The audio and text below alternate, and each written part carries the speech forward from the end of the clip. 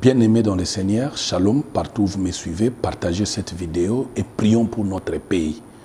Prions pour que maintenant, le 30 juin et jusqu'au 31 décembre, si Jésus ne vient pas chercher son Église, que notre pays ne tombe pas dans les chaos déjà préparés, organisés depuis le monde des ténèbres, mais qui commence déjà à prendre forme par des personnes mal intentionnées qui ont traité alliance avec Satan dans le but de jeter ces pays au chaos. Ainsi, je viens comme prophète de Dieu.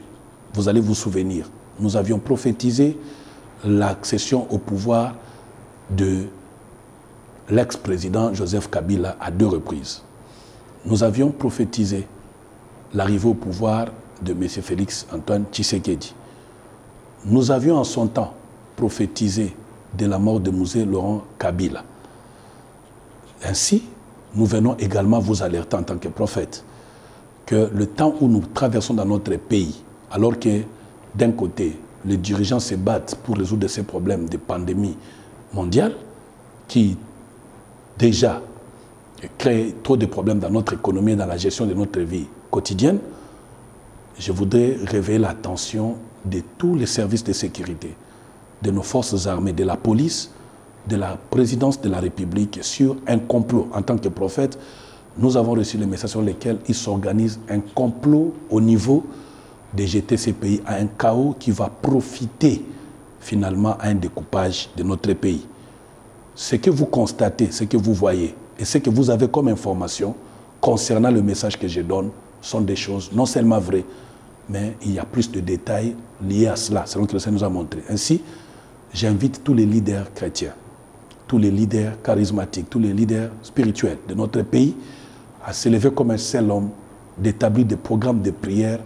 Pourquoi? Parce que 2020 a été proclamé par l'Éternel comme l'année de la restauration de notre pays. Et le président de la République, souvenez-vous, vous aviez parlé de cette année comme une année d'action.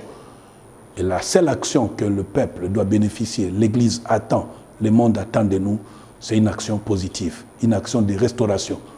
Mais le monde des ténèbres, Satan et ses acolytes qui sont dans ces pays préparent autre chose que cela. Ainsi, je vous invite tous à la prière, maintenant et tout le temps de cette année. Je voulais, en rappel également, vous faire voir que j'ai été prié, interdisant aux hommes, qui qu'ils soient, mystico-religieux, de faire des incantations dans des cimetières pour évoquer les esprits afin de jeter notre pays au pillage, au désastre. Je voudrais vraiment que nos services de sécurité ne négligent pas cet aspect des choses, que nos dirigeants ne négligent pas cet aspect des choses. Il y a dans la spiritualité une grande influence qui s'organise à jeter les pays dans les chaos qu'il ne faut pas négliger. J'en appelle aux pasteurs, aux hommes d'église, aux prédicateurs, aux apôtres, aux prophètes, à tous, de savoir élever l'autel de Dieu dans la prière. Monsieur le Président de la République, j'ai bien de messages que je n'oserais balancer dans une vidéo vous concernant la nation. Et je peux me prétendre en tant que prophète de Dieu, en toute humilité, mais avec certitude, que nous pouvons apporter une orientation précise et claire pour sortir le pays dans cette impasse qui se dessine contre votre plan politique, contre la nation tout entière.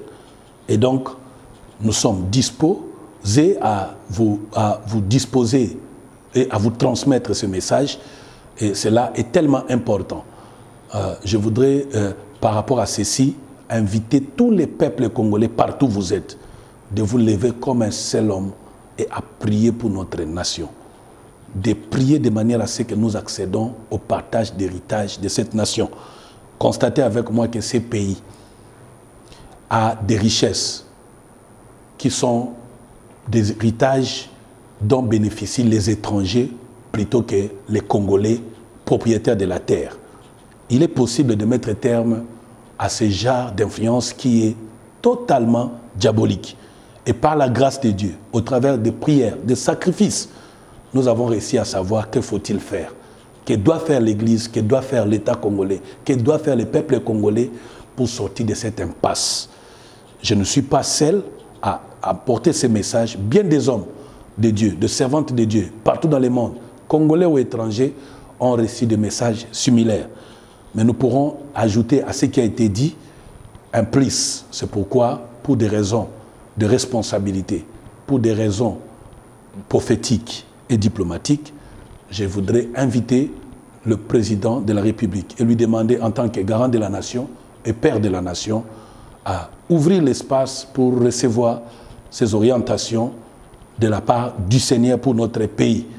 Je pouvais vous promettre qu'il n'en sera pas de trop, ni de moins, mais des choses importantes dites par Dieu concernant notre nation, votre vie et votre carrière, ainsi que toute la nation congolaise. Pour finir, j'invite tous les politiciens congolais de ne pas profiter de cette période de la pandémie, même après cette période, pour alimenter des conflits politiques sous prétexte des raisons économiques. Sachant bien que la crise économique, non seulement qu'elle est mondiale, elle est profitable à tous en ces moments. Ainsi, la responsabilité ne devrait revenir à personne d'autre. Raison de plus pour moi d'inviter et le chef de l'État, Félix Tshisekedi, et tous les politiciens, dont l'ex-président Joseph Kabila, le candidat président de la République, Emmanuel Shadari, l'ancien candidat président de la République, Martin Fayulu. Je voudrais inviter M. Moïse Katumbi, M. Jean-Pierre Bemba, tous les leaders politiques de mon pays, de réfléchir comme des pères, des familles, sur la possibilité de mettre le pays en paix après que soit résolu ou soit passé ces vents de pandémie pour une gestion commune, apaisée de notre pays pour une vie épanouie. Et donc cette invitation, je la lance également à nos forces armées qui se battent. Je la lance à la police. Ainsi, chers serviteurs de Dieu, servantes de Dieu,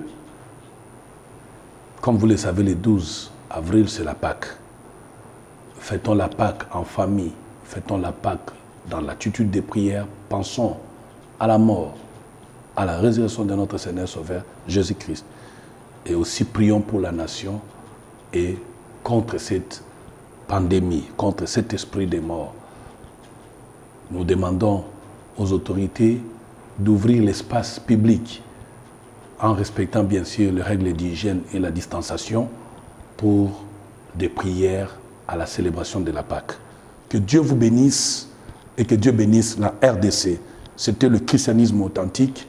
Que Dieu vous bénisse. Merci.